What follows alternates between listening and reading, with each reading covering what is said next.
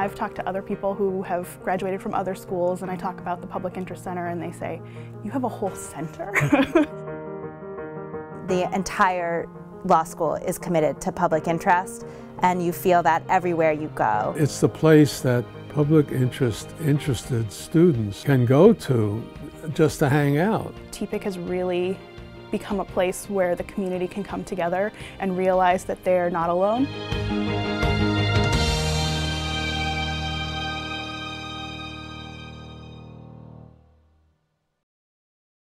When I was in law school in the mid-1960s, and I can tell you at that point there were no outlets in law schools for that. There were no clinical programs, there were no public interest programs, and indeed the public interest world itself was very, very small. We face a substantial justice gap in our city and throughout our nation, on which so many people who desperately need legal help just cannot get it. Nobody thought we were going to be able to close that gap completely, even with a good program at Penn, but at least we could make a start. We had the good fortune to connect with Judy Bernstein Baker, who became the first director, and she was fantastic. I was at the program from 1990 to approximately 1998. The dean at that time was Dean Colin Diver, who I also think is a visionary. And of course, on the committee was Howard Lesnick, whose imprint on the program is very strong, since it was really his vision to begin with. The main idea behind it was that this was a responsibility of lawyers, and if they get used to doing it in their school years, maybe they'll think it's not such a terrible idea. Howard very much believed that the very definition of being a professional required people to do public service and pro bono, that was almost the definition of lawyering. And I think he was struck by the need to really transform the culture of an Ivy League law school and infuse some of that spirit and some of that commitment into the education of the law students. And that was a powerful statement to the nation of the role that law school should play. Change never is received easily, and so there were some who questioned whether that was the right move. At the beginning, you know, there were students who said, "Oh, why do I have to do this?" Even some students who were annoyed. I mean, some people were saying it violates the 13th Amendment against slavery and things like that. Well, year one, we were in what was the old dorm, which has since been torn down. You know, I kind of remember, you know, people being in little offices around the place. There was one period where the law school was undergoing construction, and I was in a closet. I think for Judy, it felt like it was a struggle and a push to make sure that something was being institutionalized.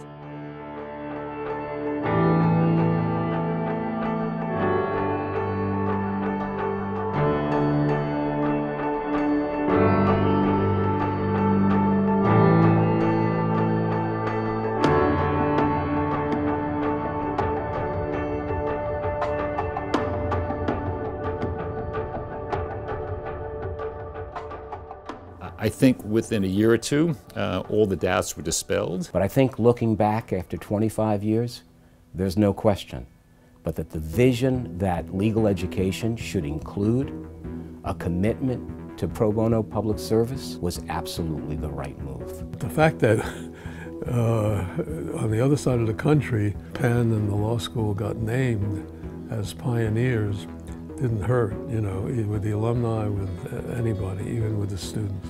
Susan Feathers came in and took what was already there and really structured it and packaged it in a way that became much more visible and clear. I think that the law school did a very good job of, you know, making sure that we were leaders in our class, that we sort of took on leadership opportunities in different student-run clinics. And then Arlene came along, and it was just interesting to see each of these wonderful women build on what had come before them. Arlene, I can't say enough nice things about Arlene. First of all, she's just a wonderful person, and everybody loves working with her. Whenever you talk to her, she really makes you her top priority. The loyalty and the relationship between the students and her is something that's very genuine. You just see it, you can feel it. It's been like having, you know, a mom, a best friend, and also like a career counselor all in one.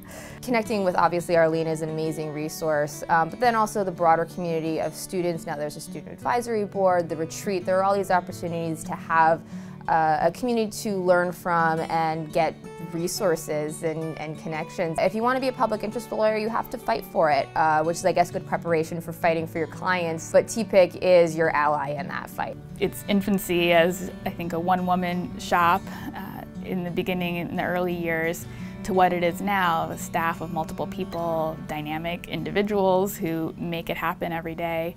That wouldn't be the case if it weren't for the support of the many deans who have been passionate about the program, the other staff at the law school, the faculty who have all believed in it and fought for it and continue to support it in lots of different ways.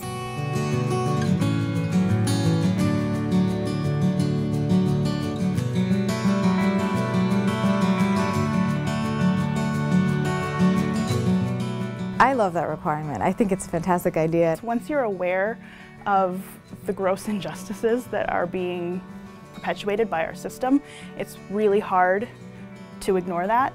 They really changed the way I think about poverty and the way people experience life. For them, it was kind of a life-changing experience. I know students over the years who had not really thought about public interest work as a possible career. I actually came to law school expecting to be an international trade attorney, and my time at Penn and my interaction with the student groups here and the Toll Public Interest Center turned me into a die-hard public interest immigration attorney.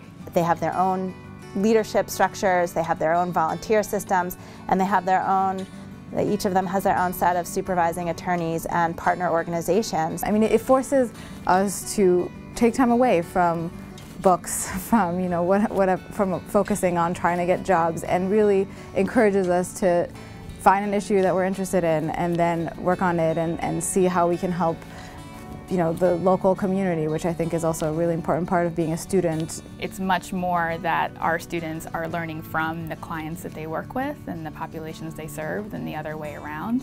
It's mutually beneficial. To be doing this work is to be face-to-face with the people actually going through this in their lives, and that they can't be reduced to a number or a stat in these reports. And I think the work that we do for many people is uncomfortable, right? We are just disturbing the universe. But that friction and that disturbance actually makes us a stronger community and a stronger country.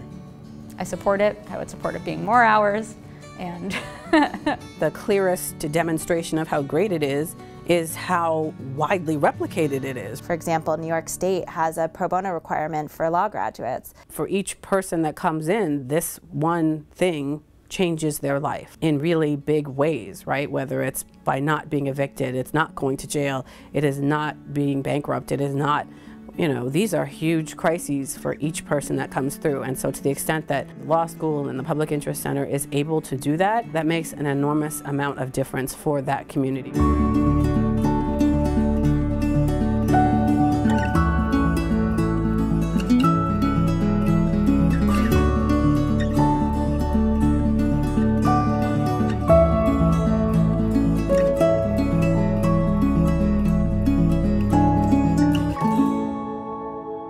I, as a law student, had the opportunity to start a brand new pro bono project. When I first started, there were only 3 or 4, but the students started taking the lead in their own professionalism. And now there are many, many student-run projects, and they get pro bono credit for these projects, but they also build their leadership. So while I was at Penn, I worked at the Penn Reproductive Rights Project. I worked at the AIDS Law Project. We created Project Peace. So currently I'm on the board of the Criminal Records Expungement Project, also known as CREP. The first project I got involved with was with the Reproductive Rights Law Project. I worked at a community center in West Philadelphia. I'm also involved in the Civil Rights Law Project. Started a pro bono project that did expungement work. The project I got involved in from the beginning was the Judicial Bypass Project. My best experience in law school, period, was working at the AIDS Law Project. I think about projects where students have really been innovative as advocates, and while they cannot be lawyers, the assistance they provide through programs like KSEC or the Guild Food Stamp Clinic have had a huge impact on the ability of poor people to access benefits or to protect themselves. I have seen students go into communities and directly impact issues that are pressing headline news sorts of issues and start projects that have had real results. In the first year, had 40 or 50 law students volunteer to go to clinics and go to intake and help people clean their records. And I think after the first year we had a 100% success rate of getting people's records cleaned. I started the legal education project working in a local school, thinking about the intersection of law and education. We did some referral nights where we served families of students there with legal referrals. We led mock trial and debate and student government.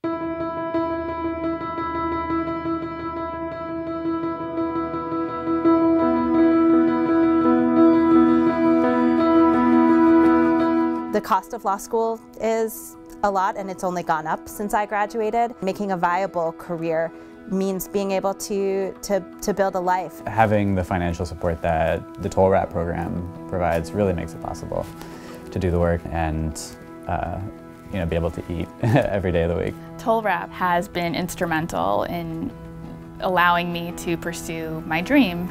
It's given me the security all along the way since I graduated from law school to focus on the issues and not feel completely overwhelmed by my debt.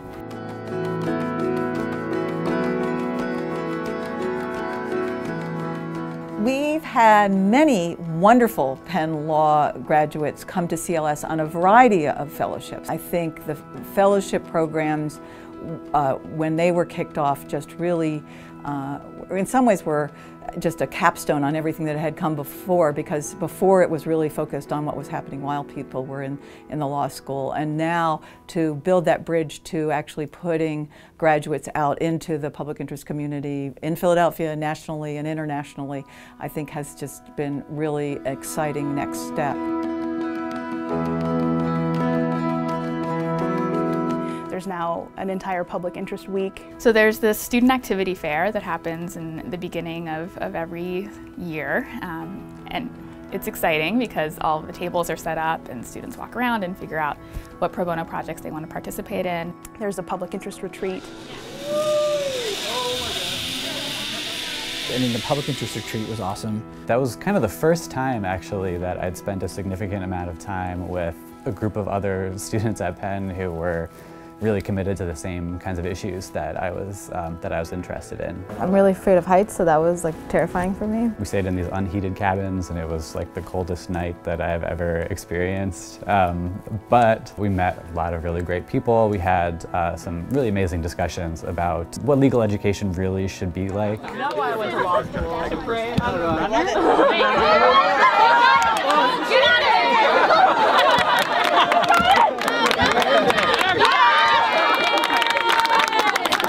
Well, I did meet my girlfriend at the Toll Public Interest Retreat, so we've been together now for 4 years. So.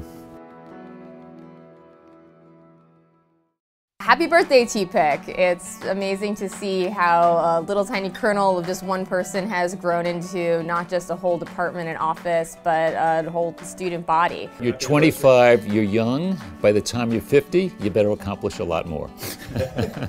Congratulations on 25 years of inspiring Penn students to do amazing work in their communities and to stay engaged in sort of the places that they live and with their classmates. Happy anniversary, T-Pick. We love you. We're grateful for all that you've done. We thank you deeply for all of our respective paths that have brought us exactly to this moment. It feels great to see the progress that we've made over the 25 years. I am surprised and amazed that it's been 25 years since the Public Interest Center was started. I look back and it doesn't feel like it was that long. But then, when I think about all that's been accomplished, I guess, of course, it's been 25 years because what's been built is really pretty amazing. I don't think I would have envisioned this. I don't think I would have thought we would have had the financial support that we've been able to garner. It's interesting that it's existed for so long and is now, I think, really coming into its own. It's so exciting to see T-Pick now with so very many staff members. It's an anchor of the law school. I'd just like to thank the Toll Public Interest Center for changing the course of my life. I can't imagine doing anything other than what I'm doing right now, and I love it. Things have changed over the years as the law school has built out not only the Toll Public Interest Center, but also it's built out all of the practice, all of the curriculum that's designed to prepare students and also support them post-graduation. I feel now that we're at a serious critical mass of folks who are influencing their communities, influencing the world through their public interest practice, having graduated from Penn Law School. As an alum, I've sort of been amazed not only with the growth of the Public Interest Center, but also, the real physical transformation of the law school. The baton is really being passed. The baton, not just of civil rights and social justice, but the baton of serious lawyers, serious academics, serious skilled intellectuals who also were driven by a passion for social justice and a clear vision what this country should look like.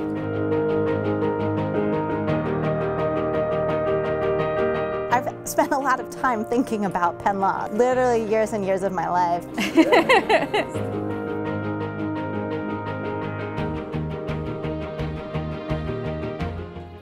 I'm just kidding.